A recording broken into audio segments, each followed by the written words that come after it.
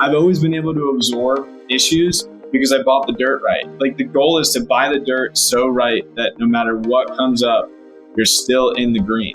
That's what it's all about. And that's what I do. Trust me, I make plenty of mistakes every single day, both in talking to potential investors, to talking to consultants, to looking for land, to everything. I make mistakes every single day. We just do a really good job of not making the same mistake twice. And we also do a really good job of making sure that even if we do make the mistake, we're going to be okay.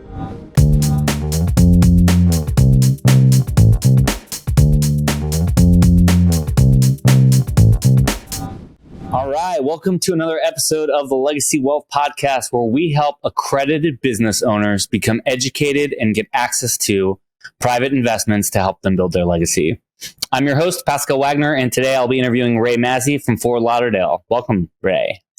Nice to be here. Thanks for that. Yeah, man. So right now what I'm going to do is I'm going to give a quick bio on Ray, just to get everyone acquainted with what he does and how he works. So Ray is the founder and managing partner at Southern Waters Capital, a ground-up rental housing developer focused on build-to-rent, multifamily, and manufactured housing, headquartered in Fort Lauderdale, Florida.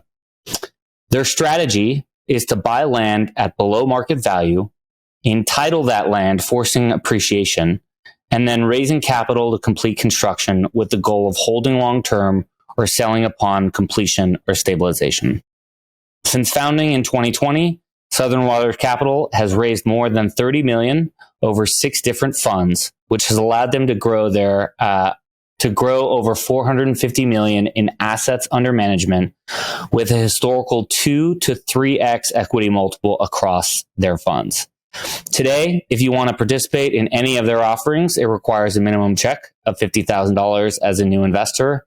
And I'm excited to dive in here with Ray. So, Ray, to start out, the first thing that we always want to talk about in this type of episode is tell us about your asset class. From someone who's never heard about build to rent or manufactured housing or what even ground up rental housing is. Yeah. Like, what is it and why should we be excited about it, have it in our portfolio? Yeah. Well, let's start from the bottom up, right? So first and foremost, we're value investors that focus on land. Really what's most exciting about land, everybody knows God's not making any more of it. People may try and make it out of ones and zeros in the metaverse, but you're not making any more dirt here on God's green earth. So the most important thing is you have basically a finite supply of land. Everybody knows that. Usually if you're in an area where there's some type of net migration, strong diversity and economic growth, and other types of fundamental supply and demand drivers, it's pretty hard to lose on land if you buy it right and buy it in a good location. Really, there's like 3 things that'll keep you safe in any real estate transaction. It's good location, good basis, meaning your purchase price, what you have in the asset in regard to dollars actually spent. And then lastly, if you have a balance sheet. So if you don't put any debt on it, you have a balance sheet and you can wait, more likely than not, your land will be more valuable than when you purchase it, so long as you follow the 2 preceding rules I mentioned. So from the start, we're land developers, which not most people are. There's not a lot of people who do what I do. And I never thought we actually did something really unique until I keep going to all these conferences and going on podcasts. And, somebody's like, all right, I know people who have maybe done portions of what we do, but not all of what we do. So we're really focused on the value, meaning we're buying land that's unentitled, as you mentioned, forcing appreciation through entitlement, which is essentially just consider something. If it were cow pasture and I get it prepared, shovel ready for, 300-400 units of apartments, it's no longer being valued on a per acre basis. It's being valued on a per unit basis, which will go up and down with the market, but over the long term generally goes up. So, from the basic level, that's what we are. We're land investors. We're focused on value, and we make sure that we have the ability to force appreciation through things that not anybody else is going to get in the way of, i.e. property rights. I'm an attorney by education, so definitely wasn't the best attorney. That's why I'm no longer one, but good enough to be dangerous and definitely good enough to hire really, really great land use attorneys to help us fulfill all of our projects. So that's the first real piece of being a land investor and being a land developer. The second piece, as you mentioned, would be the other asset classes that usually are built upon the land, right? The build to rent, the manufactured housing, and the traditional multifamily. So we call ourselves rental housing developers because at the end of the day, I don't want anybody putting me in a box. I don't want somebody not sending me a garden style land development play for a multifamily asset because they think that I only do build to rent, or somebody not sending me manufactured housing because they think I only do multifamily or any of those situations. And at the end of the day, we think that the actual end user of rental housing is pretty consistent in regard to what they're looking for. The biggest differences come down to their socioeconomic status. It's usually the income that makes the tenants different, not really the location of the asset. Leaving a little bit of space for different types of amenities for different types of people, right? So when it comes to ground up development, we're the guys who are putting together the entire capital stack. We're the sponsor. We bring in the debt, the equity. Hopefully you don't need preferred equity or any mezzanine debt. But basically, we're bringing together the capital stack, and we're either developing, like I mentioned, manufactured housing, which is essentially building a really fancy parking lot with maybe a playground and a pool. And then you have the home shipped in, or we're doing multifamily construction or build to rent horizontal multifamily, which I'll explain a little bit more. I'm sure everybody knows what multifamily is when it comes to garden style communities. You see them all over the place. A newer trend is build to rent or build for rent. And there's a couple different types of it. You can have attached, meaning like townhomes. You can have detached, meaning single family. And then you can also have what people are calling cottages, or if you're in South Florida, casitas. And essentially that's horizontal multifamily. The difference between horizontal multifamily and a quote unquote build to rent community is that the build to rent community is individually platted. So each home on the site, even though may be owned by one owner, is actually individually platted and could be sold off. And there's advantages on the debt side to why you'd want them individually platted. You're able to usually secure better debt terms and things of that nature. But then again, go ahead. I'm going to take a step back and just maybe rehash. So in essence, what you do is you do two things. You buy land, and then you figure out how to rezone it. And that's like one whole business in and of itself. Yeah. Mm-hmm. And then on top of that, I guess you could call it like vertical integration if you want to, yeah, but you then take on the construction and actually build whatever type of quote unquote asset, whether it's an apartment building or single family homes or whatever you could put on that piece of land. You do that as well. Exactly. And you can think about it from kind of the tech point, the tech field. The top of our funnel is buying unentitled land at great prices. That then becomes our inventory for the next stage of the funnel, which is to then build the next asset. And while you're going through that process, we've also, I don't want to get too off track, but we haven't discussed this in our previous conversations, but we also do develop lots delivery for large home builders. So for instance, if I buy, it's much easier to get a great deal on a master plan piece of land. So something that maybe has room for industrial, room for single family, room for multifamily, and it's 80, 90, 100 acres. So I'll have home builders or honestly brokers, anybody call me after I put something under contract and essentially come to me and say, hey, we'd like to take a piece of that land for some single family homes. And then what they prefer to do, because they want just in time delivery of shovel ready dirt, that's their inventory. They want me to then do the site work. So I put in the spine road, I put in the roundabouts or the cul-de-sacs, if you will, maybe build an amenity. But most definitely, I build out all the lots for them to just do what we call vertical construction. So the home builder gets to come in, provide a nice deposit. We use our site contracting partners to go in, do the work, and then they start to take down the lots, 5, 10, 15, 20 at a time on a monthly basis as they sell through to their customers. So it's all the same. At the end of the day, the way I think about it is it's all ground up development. I'm just lucky enough to have the skills to start all the way at the top of the value chain, where you have to worry the least amount about the consumer, which is great. But at the same time, you still need to understand what drives the investors of the different stages in the value chain. So it's not like I'm some kind of genius and I'm one of few who does land development. It's just I'm a guy whose natural skills and relationships happened to bring me to that. It wasn't that I woke up and was like, I definitely want to be a land developer. I know exactly what I want. I knew I really loved real estate. I knew what I was good at, which is really being a people person and understanding value and really understanding what my next investor and what their consumer really wants. And I'm able to position the asset to become that. And I do it in a methodical and very cost-effective way. We even approach land development much different than other groups. Like most people I've mentioned on the show, shovel ready. First off, we should back up and talk about entitlements because you say I zone things. You're totally right, but that's only one piece of it. So the zoning is the easiest thing. It's the first thing we do. We make sure that we can get something zoned. It's usually like 50 grand for somebody like me. So I'll do a lot of the legal work myself. Once you get through the zoning, now you're in the world of what I call entitlements, which is, what are the particulars about your zoning? What are your setbacks? What type of permits are you going to need? What type of exceptions or variances? All these different little bells and whistles that overlay the zoning. The zoning and the land use are like the first layer of the cake that everything else goes on top of. And then that the city then decides. Like the city has a certain or code. County. Yeah, okay. Or county. It really depends. Or the city and the county.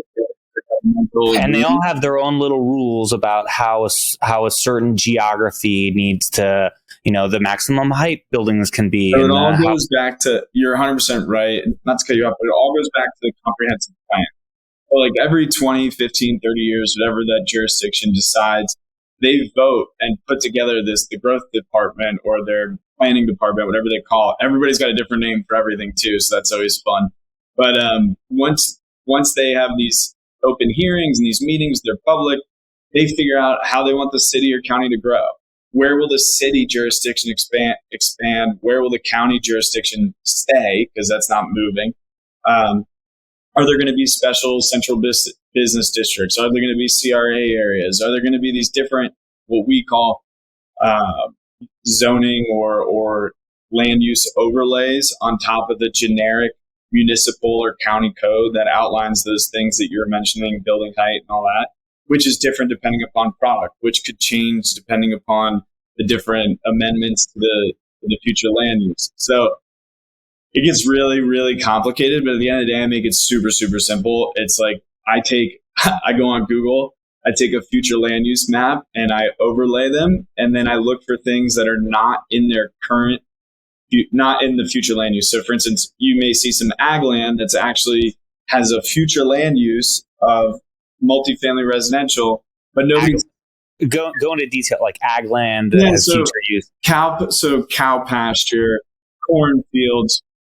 You'll always, if you go down into South Florida and you zoom out, if you around Boynton Beach area or Boca or something, you'll see like these random patches of farmland. Like maybe like I know in Parkland, I was driving my girlfriend's parents' house and there was like this just random farm east of 441 and like not that far from 95. I'm like, I can guarantee you the future land use of that is not agricultural. Agricultural is a land use. So you have like agricultural, industrial, office, residential, all these different land uses. And then within those land uses, you have particular zonings. So you can have medium, low, high density residential. You can have heavy manufacturing, light manufacturing, industrial. You can have all these different levels to the zoning and the land use, which then affects your density, your setbacks, your height, what I call the sandbox that you're allowed to play in. So land use and zoning are step number one. And what I'm looking for is somebody who hasn't taken the time to bring something to its future land use. And maybe that's because they're still operating it as a farm. There's nothing wrong with that. Like it's not like that person's lazy or whatever. They're doing what they want to do, and they know that their land is now worth X amount more because you're going to be able to bring it into this future land use. So I look for those types of disconnects, or honestly, happy to buy already zoned land that's at a great price, but just good luck finding it.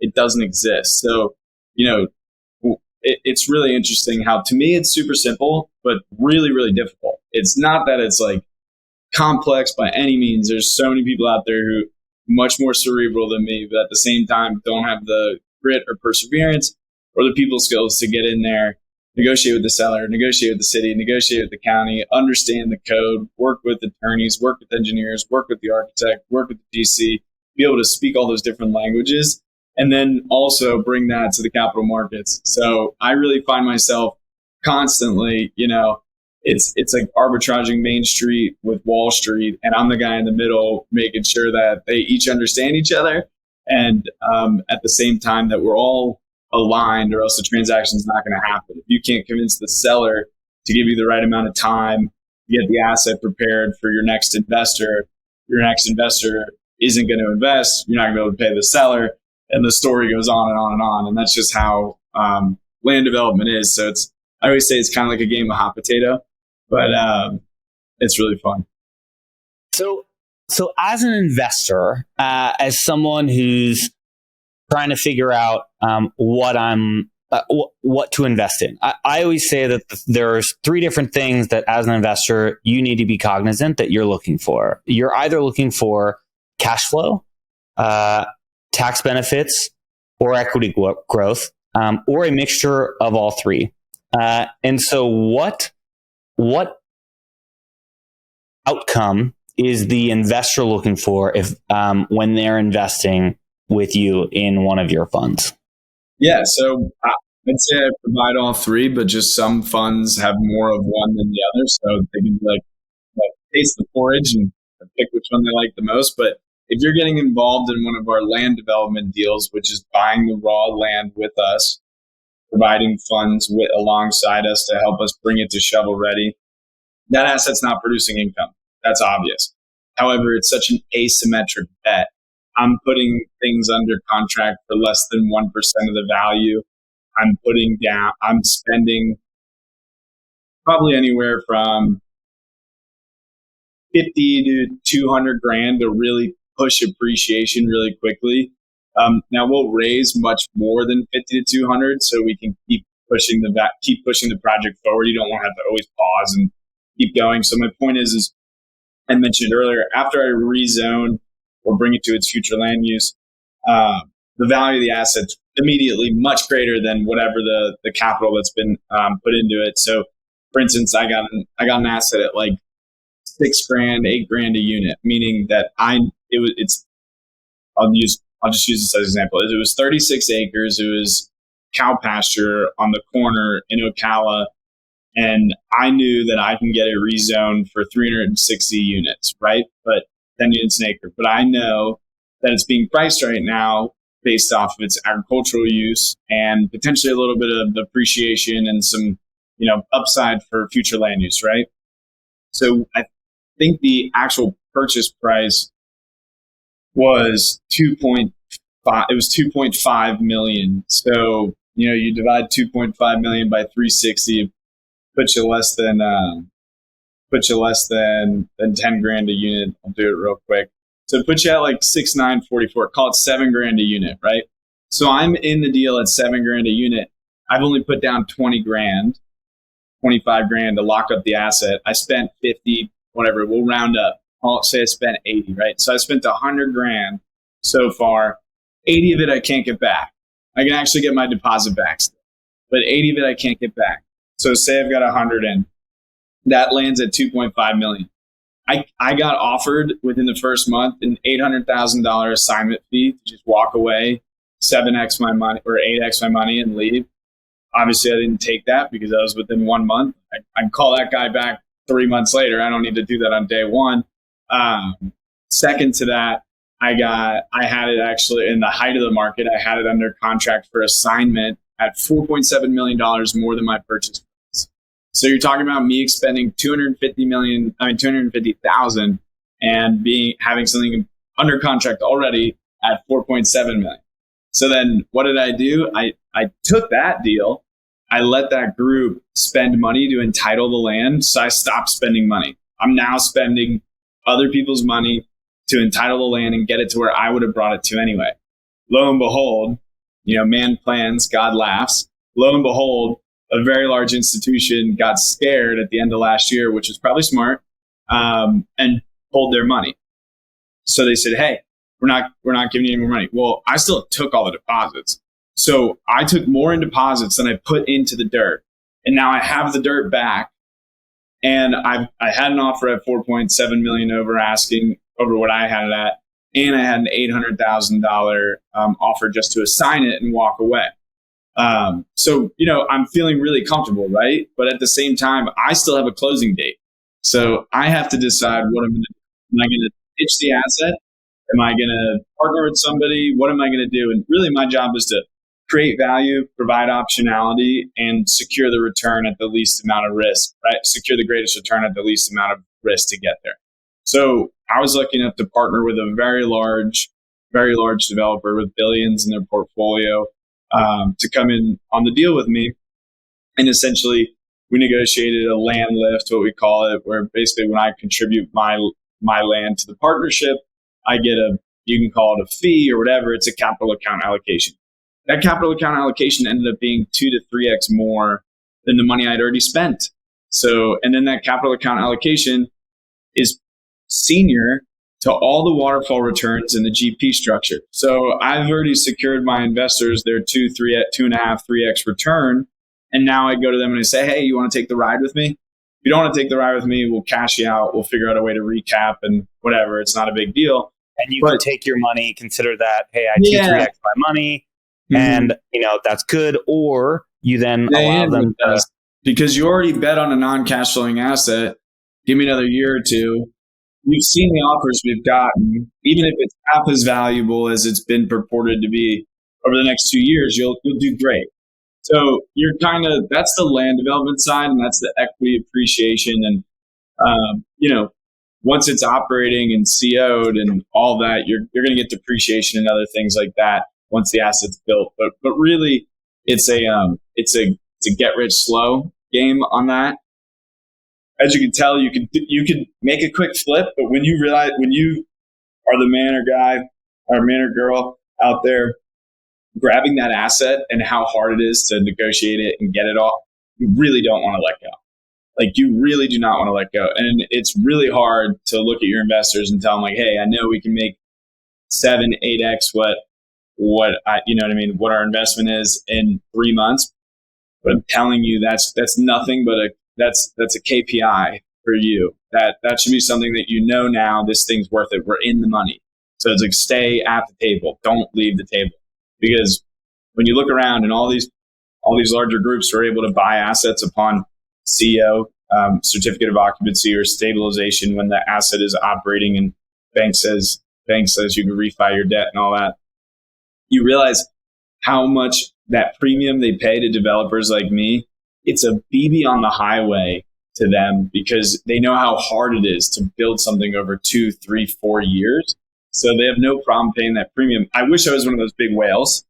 I'm not that yet. We will be one day. But right now, it's funny, and it's sad when you have to sell an asset because you know what you just built. You built the thing that all the big shops want. So if I'm coming in, so I'm just putting my investor hat on, and I'm trying to have the audience who's listening in say, okay, is land entitlement a niche that I want to invest in? And so what I'm hearing here is that if at least when you get into land entitlement, not talking about the buildup that you do afterwards, that is primarily an equity growth play. And so that is I'm putting my money down, and you're Warren Buffett bet. You are buying it because you bought it at a good price, and you are betting on the manager and the land value holding because you bought it at a good price, and you're not going to worry about the market. You don't worry. It's amazing to watch the equity market just up and down, up and down. My appraisals do not do that. That is not how it happens. So it's interesting. It's amazing how you can buy a piece of land, change the zoning, and your as-is appraisal is literally millions of dollars in difference, and you spend $50,000 to $200,000. So if I wanted to participate, what is my expected hold period? So, are you saying, hey, you should be comfortable being in this deal for up to 7 to 10 years, but our likelihood of like flipping this is in a year? for just the land entitlement portion, or what are those common timelines for you? Yeah, so great question. So for what we'll call land development, land entitlement, that we usually tell our investors, look, it's a 12 to 18 month investment where you're getting a great guaranteed preferred return. Shouldn't call anything guaranteed, but preferred return that's senior to our position. You're going to get that, and you get an equity piece. So we're basically saying, look, over the next 12 to 18 months, you're going to make 15, 16, 17% pref, and you get an equity piece. And then by that time, we will have either courted a partner to go vertical with, or we'll sell the deal. So at that time, when a strike period, we're going to say, hey, you want to if we're selling, everybody's getting out, right? There's no, hey, it's just happening. If we're partnering, it's like, hey, do you want to crystallize your return and exit?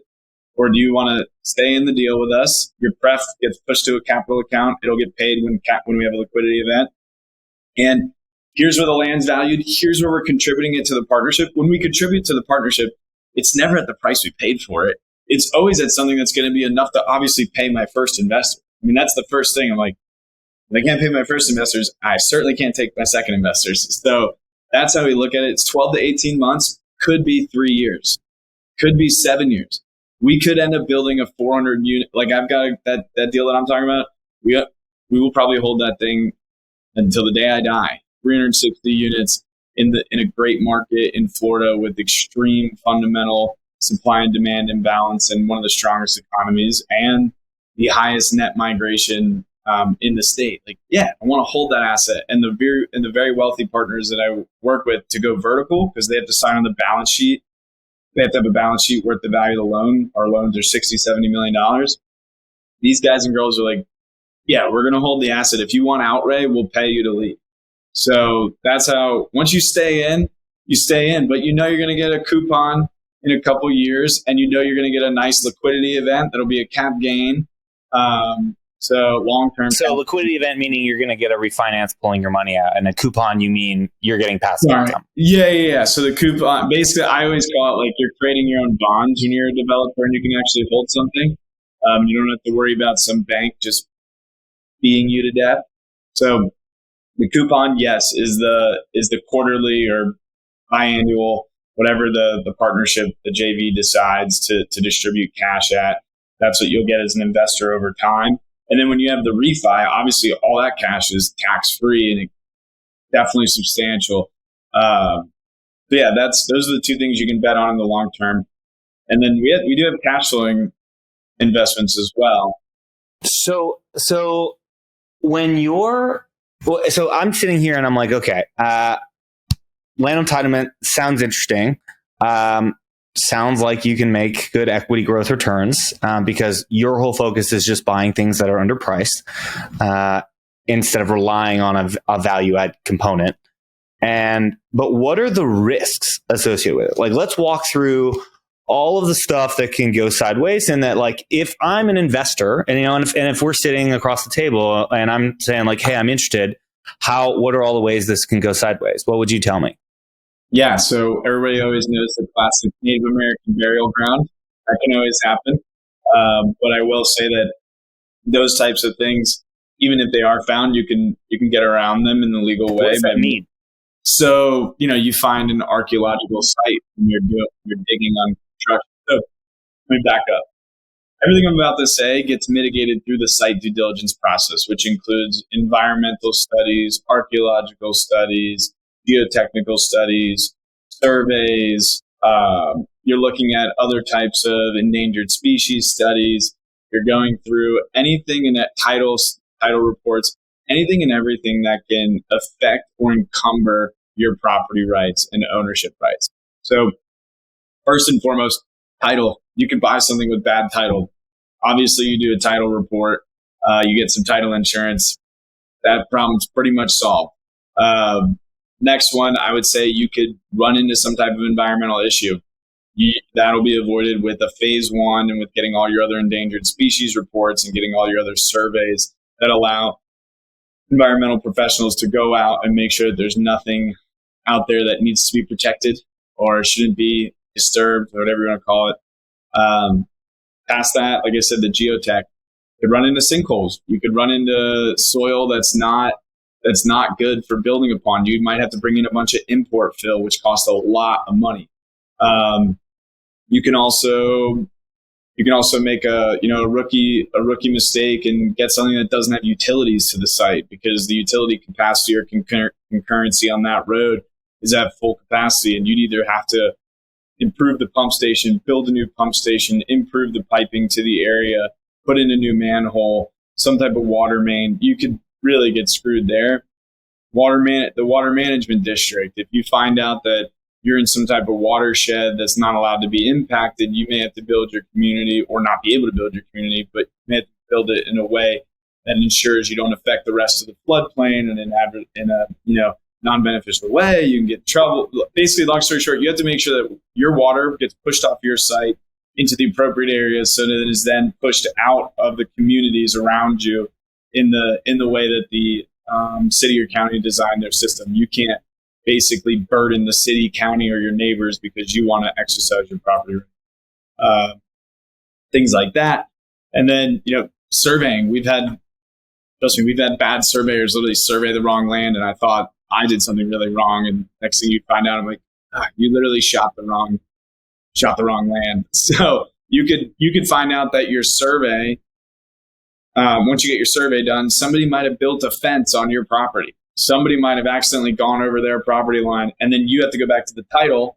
And when you lay the title against the survey, you're like, yeah, no, Mr. or Mrs. Neighbor, you're in my yard, and we have to figure that out now.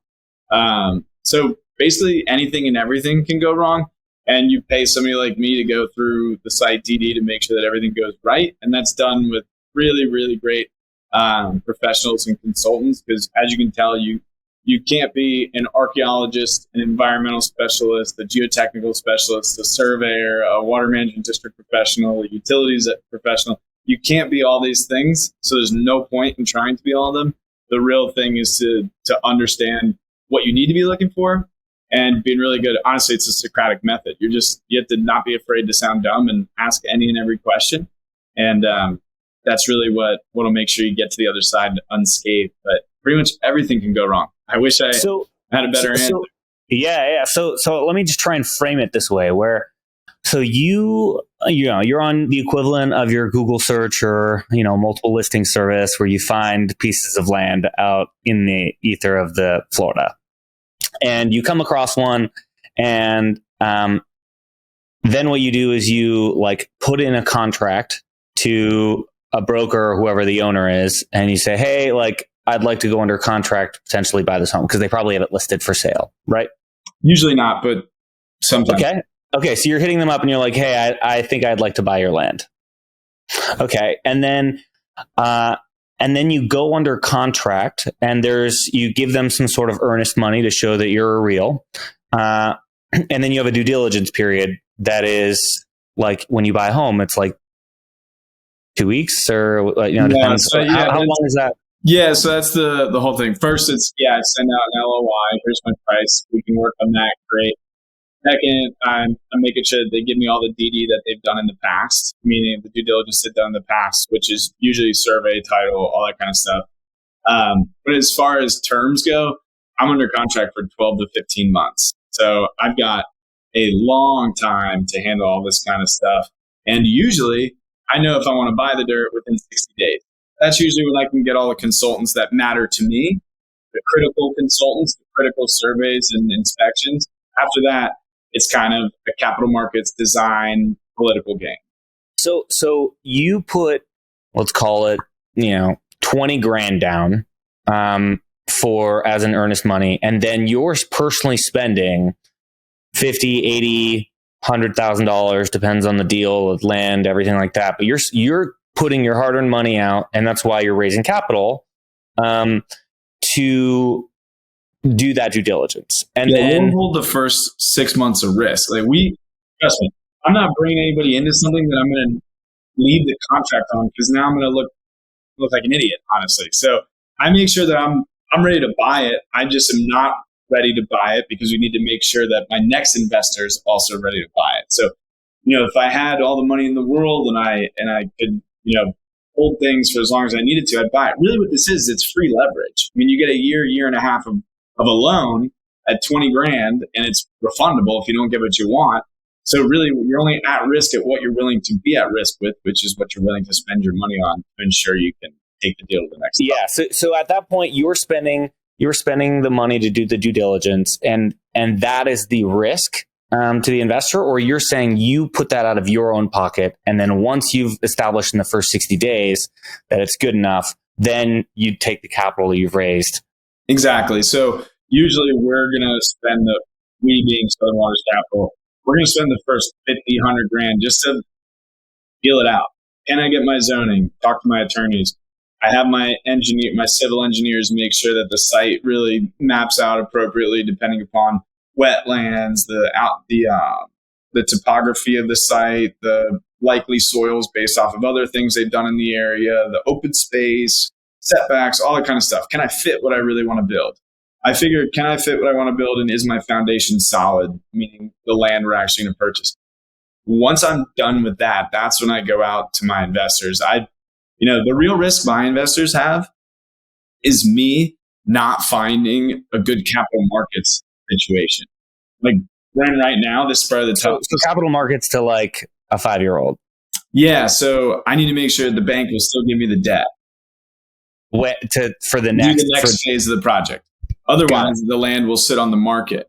Again, not the worst thing in the world if the land sits on the market, right? We're not going to lose automatically because of that. But that's really the biggest risk is the time value of money. So, and opportunity costs where they could be putting their money in other places. So at the end of the day, what the investor really needs to be worried about is, do they truly believe that the community I'm designing and showing the capital markets, do they truly believe it's going to be accepted by the capital markets? That's the risk they need to worry about. I've already got my zoning and my land use done by the time they come in. I've made sure I've done sporadic geotechnical reports. I've done my surveys. I've done my title reports. I've made sure the environmental's clean. I've done all that kind of stuff. And now I'm coming in and saying like, hey, you guys ready to take the ride with me to the next stage? It's going to take a little bit more capital. I'm going to have to let my engineers run a little bit more, which costs money to go through the site plan process. So that's when I bring them in. And is that common? Like, is this your approach, or like when you talk to your colleagues, that people like? I have to believe that there are a couple other firms that you know of that do something similar in the land entitlement space. Like, is that common for them to pay for it themselves? Like, if you're an investor and you're looking at Southern Waters Capital and you hear this other firm does something similar, like, is that to be expected, that kind of structure, or is that unique to you guys? Everybody that I know in the business of what we do does it in a similar way. It's not all the same, but usually it's the land developer who's taken the first amount of risk. One, I want to be in control, 100%. It's my dirt. I've got my grips on it, and now I'll do whatever I want. And if I don't like what the investor's offering, I'm not at their mercy. So this is the way that I've always seen it done. I'm sure there are other shops out there that do it a different way and they spend your dollars at first risk. But that's just not how we prefer to go. Yeah. And then, so I'm sitting here and I'm like, okay, if I'm looking for equity growth, and I think land entitlement is interesting to me. And I'm okay with, holding my capital between 1 and, X 10 years. And so if I'm comfortable with all of those things, what is the slam dunk knock out of the park, success story? Like, part of it is, yeah, okay, maybe I invest in this asset class if there are 2 to 3x multiple returns, but should I be focused on that, or what are those home run deals? What you should be really excited about is that you're getting into deals at a stage that literally very, very, very few people have the opportunity to get into. Period. We're just all the way up the value chain. There's not that many of these. Usually the people at my stage, in 5 years, this opportunity won't exist anymore. I won't be offering this to other people. I'm going to keep all the winnings for myself. Just to be completely frank and open and honest. In 5 years, won't be doing it this way. But if you are able to work with us right now, what you should be excited about is when you're on the GP, the general partnership side as a passive investor, the way these individuals would be is you're getting all the benefits of being the GP, which means tons of leverage, not only through debt, but just through the fact that we're able to leverage relationships and contracts. But you're on the GP side and not having to do any of the GP work, which is such a great thing. You can basically expect to get almost the same equity multiple that our money's going to get. So you're going to be 3x or greater if you stay in for a long time. And you'll get a decent liquidity event compared to your original investment on refi. And then after the refi, your cash on cash is going to be through the roof. I mean, you're basically, when you read about Warren Buffett and all these other great value investors, they talk about how their dividends slowly reduce their basis, or how they invested 10 years ago and compared to their original investment, it's a 15-20% annual return to them. That's what you're doing for yourself. You're working and investing on the value portion really early. And if you stay in the whole time, when you get to year 3, it really pays off, because now you're getting most of your money, if not all, back through the refinance. And then you're clipping the coupon, as I mentioned earlier. And now that, compared to your original investment and your reduced basis based off the refinance, is just superior to what you'll find in the equity markets. And it's not going to be moved by the equity markets. You have real control. You can call me. How's the asset operating? What's the vacancy at? You can go visit it. You can touch it. You can do these types of things. So it's a tangible asset. It's a real asset. It has it has true value. You know the amount of money it took to build it. We could argue over the price appreciation past what it took to build, but you know your floor and your replacement costs. So I just think it turns into a bond. You're able to buy at a discount, and it just may be non-performing for the first year or two. And then you end up clipping massive coupons and taking tax incentives as well. So when it comes to other asset classes, I'd argue there are very specific cycles or points in time where it's better to invest in them than others. Like, for example, the last decade was probably one of the best times to invest in real estate, with just the way things have been appreciating. So when it comes to this type of asset, where we're doing land entitlement, how does the future hold for this? How is it performed? How is it doing now? And how do you expect it to perform over the next 10 years? Yeah, so I mean, I think it definitely goes up and down with the natural cycle of real estate. But right now, we're starting to see a little bit of a downturn. So what you should anticipate is in 12 to 24 months, land values should come down. They should come down to basically where I'm already purchasing them at. I haven't spent over $12,000 on a unit since I started my career, and I don't plan on really spending much more unless I go into major urban areas and MSAs. But at the end of the day, you look at land comps, recent land comps. That's how you make a decision from a basic level. So to answer your question directly, sure, it's tied to market cycles, but the way we're buying dirt, I literally was talking to an investor yesterday. Look at the land comps. And he was saying the same thing. He's like, well, why don't I just wait 12 months? I was like, in 12 months, you will be lucky to buy the land at the price I have it today. You will be lucky to find it. I buy it at half of market value already. That is my whole thesis. If I didn't do that, I'd just be riding the time. I'd just go be a broker. I would just go be a broker if I couldn't find value. I find and then create more value. So with us, it's always a good time to buy dirt, because we're not buying it at a bad price, and we're buying it at a great location, and we're able to hold it if we need to. If you're buying it with somebody else, I can't say the same. They're usually paying, they'll be happy to be $2,000 under market or whatever on a per unit basis, $10 million. They'll be happy to get it at like 9.5 million. They're like, look at this $500,000 in value we already locked in. That's nowhere near enough for me. We want 2.5, 3x on the day we get it. And we know, so long as we don't uncover something crazy, we're going to have a great return, even if we don't build it. What percentage of your projects do you then vertically integrate and keep building on? Right now, it is 6 out of 7. And one of them we're only transacting on because it's a 2-phase project. Got the whole thing. It was $4.5 million contract price. I think I put down like 35 grand or something. 58 acres. I entitled it for 672 units. It was three separate parcels that we brought together. So it's good for 672 units. I'm selling off the first phase of 250 of those 672 units. So I'll retain 422 units for $500,000 more than the purchase price of the property. So I'll be 500 grand profit, and I'll have 422 units of entitled land left over, zero basis. I mean, it's great. I could sell it for $5 grand a unit and make a bunch of money. It's worth 20 grand a unit because that's what the first phase is trading at right now.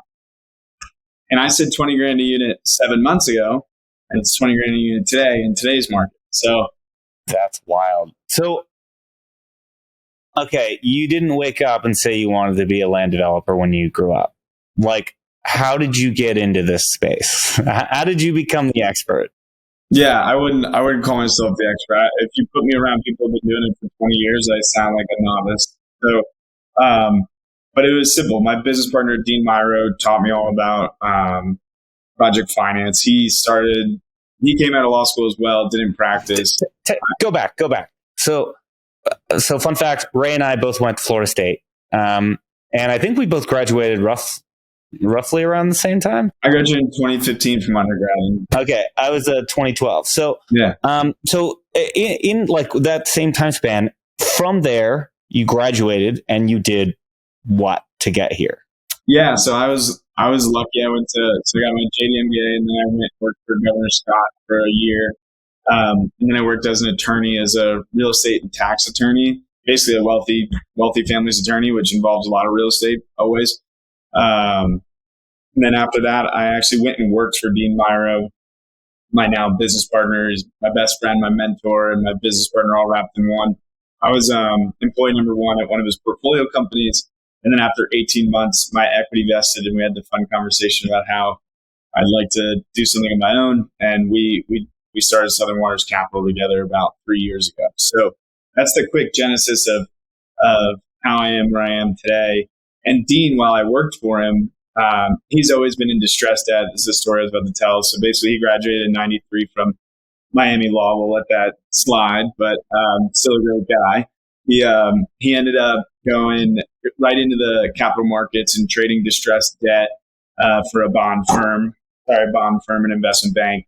And then he started, it was 4 or 5 years after that, in '97, he started Bergen Capital and sold that after 7 years of running it to BB&T. And then BB&T kept him on for a decade to head their capital markets and project finance nationally. So Dean's really comfortable. Dean's really comfortable with all sorts of project finance. So he taught me everything there is to know about essentially how much equity do you need? How much debt do you need? Where's your debt service coverage got to be? What other covenants are around? Just taught me how banks understand deals. And before that, I actually worked for an insurance lobbyist as well. So if things can't be, I learned really quickly, if you can't insure something, you can't bank it. If you can't bank it, you can't build it. So it's kind of how I learned it all. And he taught me everything on my way there. So walk me through some of the things that have gone sideways, or the nicks and bumps and bruises that you've come across on your way here. Like, oh yeah. Okay. Well, I've definitely, with our own money, run into some projects that I've let go before. Like I think it was like 42 or 49 acres in an area called Hudson, Florida. It was set to be a really cool manufactured housing park, right across from this like Crystal Lagoon, all this stuff. And then honestly, we just had some other projects take up a lot of time and bandwidth. And then next thing you know, contract starts coming up on time. Basically, I didn't have enough time to actually run after this thing. So I ended up having to let it go. I actually am happy to say I think it's still on the market, but that says another thing. Should I have ever even tried to buy that? I don't know. I really don't know. Or is it just a very sticky seller? I don't know. So one, I've had deals where I just simply didn't have the time And I learned, you just learn that you can't do everything all at once by yourself. It just can't be done. Second, I remember getting my first gopher tortoise survey done and finding out that from the time I got my first gopher tortoise survey done, it costs $1,400 a gopher tortoise to remove. They have to go to a very lovely area. Oh yeah, you're surprised about that? It's now $6,300 per gopher tortoise. So you do a survey, you find that there's gopher tortoises on the property. Even I can tell you right now, those things, there's no way they're still endangered. I will seriously bet anybody all their earnings for a year, there's no way they're still endangered. I find many all over the place, just like when the manatees were endangered. Now or maybe they are again, but they weren't for a little while. Well, my point is I can tell you from firsthand experience and my friends, plenty of gopher tortoises in Florida, and somebody needs to address this whole endangered species. I want to recount on the gopher tortoise. Yeah. And you need to then, if you buy this property, you need to remove the tortoises. And so that costs $6,500 pop. Yeah. That's insane. You can find 60, 70, on big sites. A lot. You're talking about almost $1 million in gopher tortoises. It's unreal. It's unreal. You have to bring them. It's because you have to go to these sanctuaries. And I even looked into it. I was like, I'm going to go buy the land and do a gopher tortoise sanctuary, make money off my own projects. Next thing you know, I think it's 1 or 2 per acre. You have to have an insane amount. I don't know how. I understand why it costs so much, because there's no way in hell you can take care of that much acreage for these. They're this big and they get half an acre to themselves. Not most humans don't get that. I don't understand it at all. But wow, I'm sure there's an environmentalist who's gonna pull their hair out and call me out on social. But that's cool. Wow. Okay. And then, and so what's the lesson learned there? How do you figure that out beforehand if you can at all? Best thing to do is to really, really do a good job before spending any money, asking questions ad nauseum of everybody, all your consultants. I call my site contractor, I call my civil engineer, I call the architect, I call the GC. I'm talking to everybody. And I also, talk to neighbors or local consultants who might have also done deals close by. What'd you find when you did your geotech? What'd you find when you did your environmental? It's funny how anecdotally you can really learn a lot and figure out what you need to drill. What you really need to do is make sure you're drilling down on the things that are probably your biggest risk, right? So if I know it's sandy loam and the soil type and it's near the beach and gopher tortoises love that stuff, that's going to be the thing I do first. Probably I'm probably going to do a preliminary gopher tortoise survey, endangered species survey, and make sure there's nothing there. Now, if I'm on a heavily wooded site, I'm going to look at the tree mitigation protocol, and I'm going to understand whether or not these trees are protected. Are they scrub jay oak trees that are protected? Are they great oaks, or grand oaks, whatever they're called? Are they protected? It all depends on what you have. Or is it an invasive species and you're allowed to get rid of it quickly? So it's all the little things that I've kind of bumped into. And I've always been able to absorb issues because I bought the dirt right. The goal is to buy the dirt so right that no matter what comes up, you're still in the green. That's what it's all about. And that's what I do. Trust me, I make plenty of mistakes every single day, both in talking to potential investors, to talking to consultants, to looking for land, to everything. I make mistakes every single day. We just do a really good job of not making the same mistake twice. And we also do a really good job of making sure that even if we do make the mistake, we're going to be okay. And that's the key. What do you think is the biggest one that's been in your book? Biggest what? Mistake? Biggest mistake. I mean, that gopher tortoise stuff was $500 or $600 grand. That was for real. So that was a big mistake. A second mistake is base flood elevation. That'll sneak up on you. That can change in the middle of your project. I had that happen to me. That wasn't. What does that mean? Base flood elevation is what FEMA says to say that at this level of rain, everything's underwater. This is the base flood elevation. This is where the base is a flood happens. And you're usually supposed to build, depending upon the jurisdiction, like a foot, foot and a half, 2 feet above the BFE, base flood elevation. I had an agreement with the county. I won't name the county, but I had an agreement with the county regarding the base flood elevation, and I built our civil plans on that. And they changed the base flood elevation, and now my civil plans, which are dirt work, it's like where you push the dirt, where you dig the hole, how deep do you dig, how thick's the pavement got to be, how thick's the curb, where are the driveways. It all had to change. All had to change after a year and a half of planning. Everything. Wow. So that cost me a lot of money, and more importantly, so much time. So much time. Now, could I really have predicted the base flood elevation was going to change? Not really. Could I have gotten that in a more official letter? So I could have told the county, like, absolutely not. You're not changing this. Yes. But the reason it didn't work out, my guy who gave us the deal from the county retired. So it wasn't even like I could go back to him. In fact, I called him. He's like, I'm not going back in there and saying anything. I'm like, thanks. I really appreciate it. Like, you left me in a really solid spot. You're the best. So leave it up to the bureaucrats, but I have to take full responsibility and blame for everything. I'm the guy coordinating. So yeah, I got kicked in the teeth on that one, but tell you what, I won't make that mistake again. Totally. So, what's your pitch when you go to an LP and you're talking to them?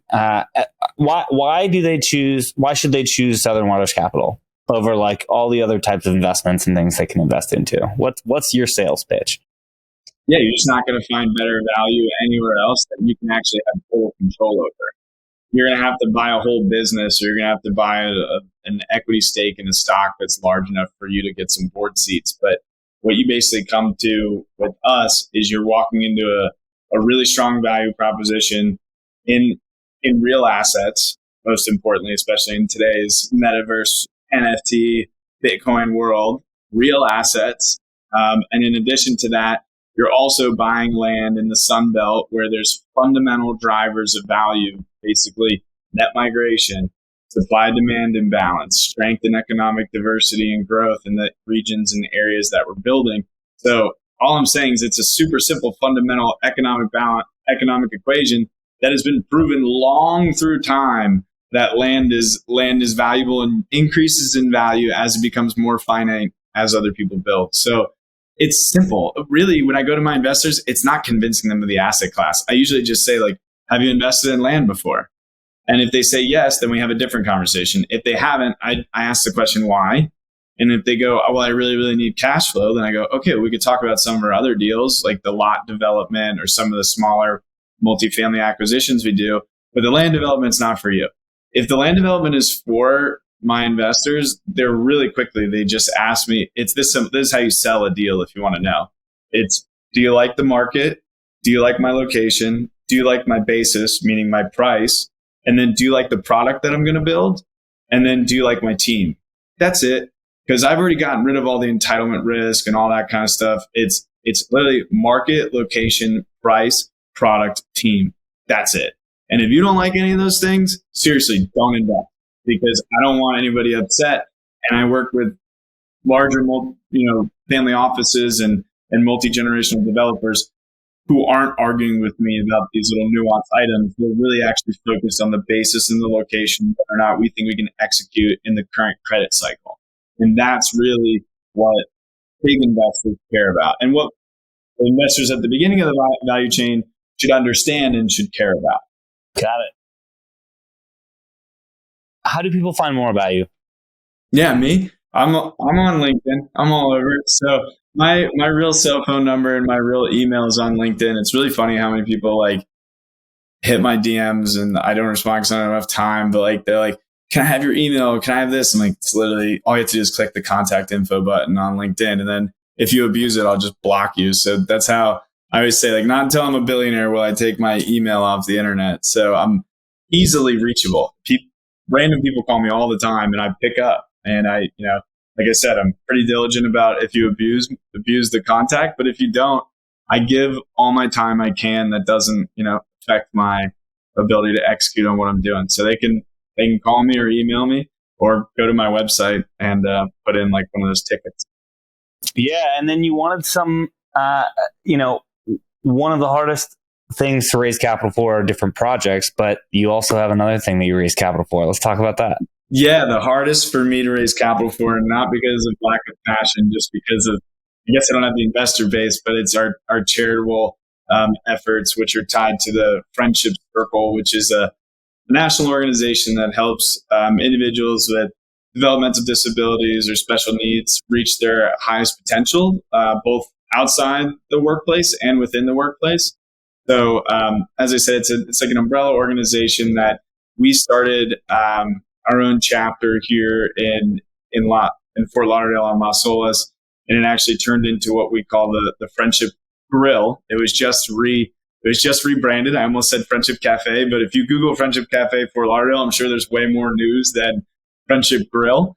But we have, I think it's like 15 to 20 individuals in the program that helped us open a restaurant on Las Olas and operate the restaurant with, of course, program coordinators and other individuals who help train everybody up. But believe it or not, it's a profitable endeavor for the not-for-profit, and it actually supports itself.